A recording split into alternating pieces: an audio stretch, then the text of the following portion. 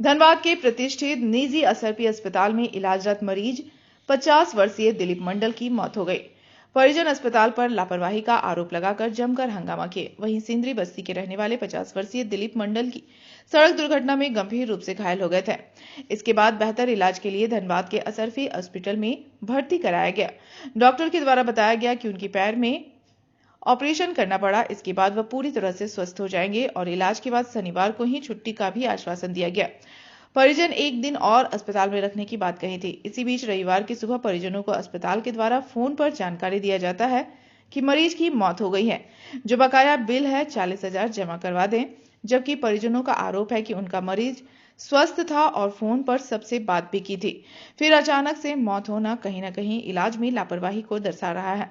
परिजनों के हंगामे के बाद अस्पताल प्रबंधन के द्वारा वार्ता कर मामले को रफा दफा करने का प्रयास भी किया गया, पर परिजन अस्पताल प्रबंधन पर कार्रवाई की मांग की है।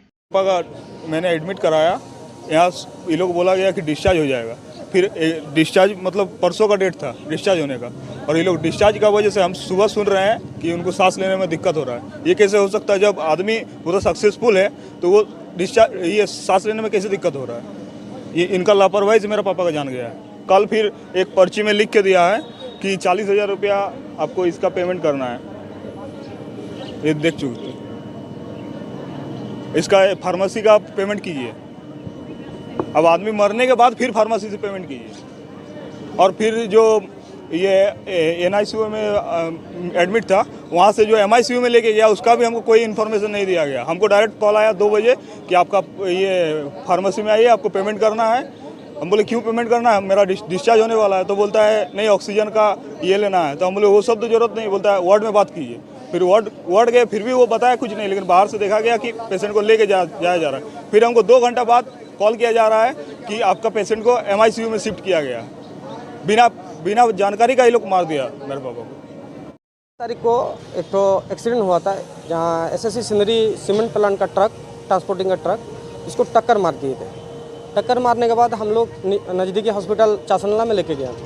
चासनाला पे बोला कि इसको PMCH हम लोग रेफ़र कर रहे हैं, क्योंकि हम लोग के पास उतना सुविधा नहीं है, क्योंकि पैर फ्रैक्चर है। तो हम लोग PMCH लेके गए। तो PMCH में बोला कि यहाँ से आप लोग ये जो रड उड लगेगा पैर में जो फ्रैक्चर है, तो आप लोग रांची रिम्स में करवाइए, वहाँ अच्छा डॉक्टर है। तो हम लोग बोले रिम्स से लेके कहे जाएंगे, अभी पेशेंट उतना दूर लेके जाएंगे, कुछ हो जाएगा रास्ते में। तो हम लोग असरपी हॉस्पिटल लेके आए। यहाँ लाने के बाद डॉक्टर को दिखाएँ तो डॉक्टर बोला इसका चेकअप वेकअप होगा तभी हम कुछ बता पाएंगे। तो जब उसका चेकअप वेकअप CT स्कैन सब कुछ हुआ तो डॉक्टर बोला ऊपरी हिस्सा में कोई इसका चोट नहीं है, कोई दिक्कत नहीं है। जो भी दिक्कत है इसका पैर में है, पैर टूटा है, तो इसमें रड लगेगा, इसका ऑपरेशन करना पड़ेगा। तो ऑपरेशन सर कब होगा उससे पूछे, तो बोला 2 दिन बाद उसको ठीक होने दीजिए, 2 दिन बाद ऑपरेशन होगा। तो 2 दिन बाद वो जब ओके हो गया तब उसका ऑपरेशन हुआ। ऑपरेशन हुआ तो डॉक्टर साहब को हम लोग पूछे कि सर अभी ऑपरेशन कैसा हुआ क्या नहीं, तो डॉक्टर बोला नहीं सब कुछ ओके है, खतरा से बाहर है, कोई दिक्कत नहीं है। अब आपको शनिवार को छुट्टी दे देंगे। हम लोग बोले ठीक है, शुक्रवार को छुट्टी दे दीजिए, शनिवार को छुट्टी दे दीजिएगा, तो हम लोग 1 दिन और रखेंगे घर में, तभी पूजा उजा है तो यहीं पे 1 दिन रहेगा तो अच्छा रहेगा। क्या है अभी दिक्कत होगा, पैर उसका ऑपरेशन हुआ, रड उड लगा है। तो अचानक 9 साढ़े 9 बजे तक वो बात किया, अच्छा से खाना वाना खाया, सबका हम लोग पास फोटो वोटो सब है, खाना खा रहा है, बात किया फ़ोन में, घर में भी बात किया। अचानक रात में बोल रहा है कि 1:30-2 बजे बीच में बोल रहा है वो पेशेंट मर गया।